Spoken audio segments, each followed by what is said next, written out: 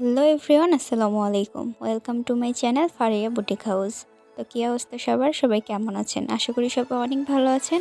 আল্লাহর অশেষ রহমতেও আপনাদের দোয়ায় আমিও ভালো আছি, আলহামদুলিল্লাহ। আজকে ব্লক প্রিন্ট ফ্রি কোর্সের তৃতীয় ক্লাস। আজকে তৈরি করে দেখাবো হোয়াইট পেস্টের এই ভিডিওটা আমি আবারও আমার চ্যানেলে আপলোড করতেছি। এর আগেও আপলোড করেছিলাম। তো ব্লক প্রিন্টের ফ্রি কোর্সের ক্লাসগুলো সিরিয়াল মেনটেন করার জন্য, আর যারা ওই ভিডিওটি দেখেন নাই তাদের জন্য আবার এই ভিডিওটা আমি রিআপলোড করলাম। আগের ভিডিওটা যারা দেখেছিলেন তারা চাইলে এই ভিডিওটা স্কিপ করতে পারেন, আর যারা দেখেননি তারা সম্পূর্ণ মনোযোগ সহকারে ভিডিওটি দেখলে হোয়াইট পেস্ট বানাতে আর কোনো ঝামেলা হবে না। ব্লক প্রিন্টের রং স্থায়ী করার জন্য সবথেকে বেশি দরকার ভালো করে রং তৈরি করা।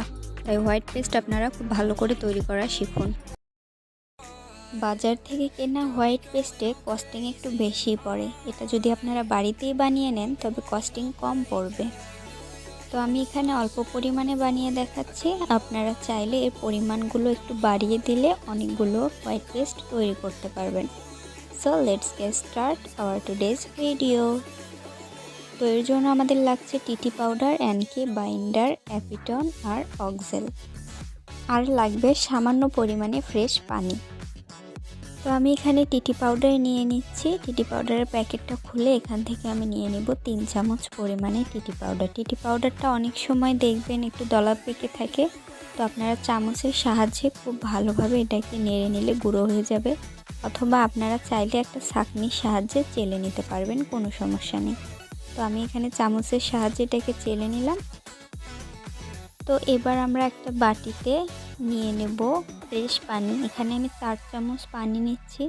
তো আমরা পানি আর বাইন্ডার একসাথে মিক্সড করব।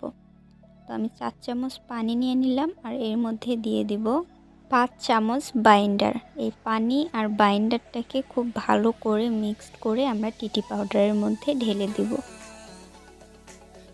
এবারে বাইন্ডার আর টিটি পাউডারটাকে খুব ভালো করে মিক্সড করে নিতে হবে। একটু সময় নিয়ে মিক্সড করবেন, আর আপনারা চাইলে 4-5 ঘন্টা এটাকে এইভাবে ভিজিয়ে রাখতে পারেন। আমার যেহেতু সময়ের অভাব তাই আমি এখানে সাথে মিক্সড করে নিচ্ছি। এবার আমি এর মধ্যে দিয়ে দেব 3 চামচ এপিটন। এখানে একটা কথা আপনাদের জেনে রাখা ভালো, এপিটনটা দেওয়ার পর টিটি পাউডারটার সাথে মিক্সড করতে কিন্তু অনেক সমস্যা হয়ে যায়। অনেক সময় এটা দলা দলা হয়ে থাকে, ভালোভাবে মিক্সড হইতে চায় না।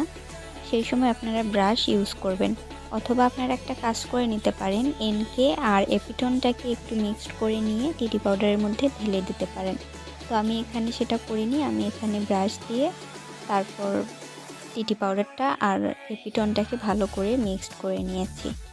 তারপর আমি এর মধ্যে দিয়ে দেবো 2 চামচ এনকে আর বাইন্ডারের পরিমাণ কম বেশি হলে কোনো সমস্যা নেই, এটা আপনারা আপনাদের মেজারমেন্ট অনুযায়ী দিবেন।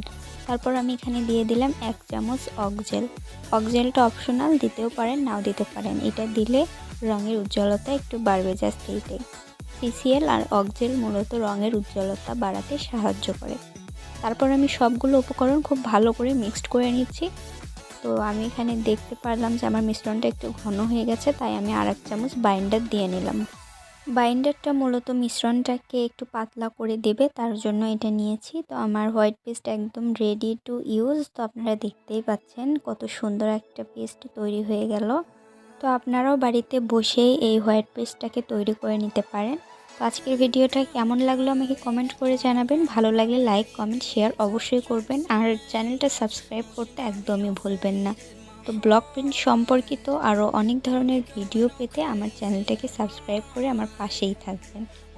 তো দেখা হবে নেক্সট ভিডিওতে। Till then take care, bye by.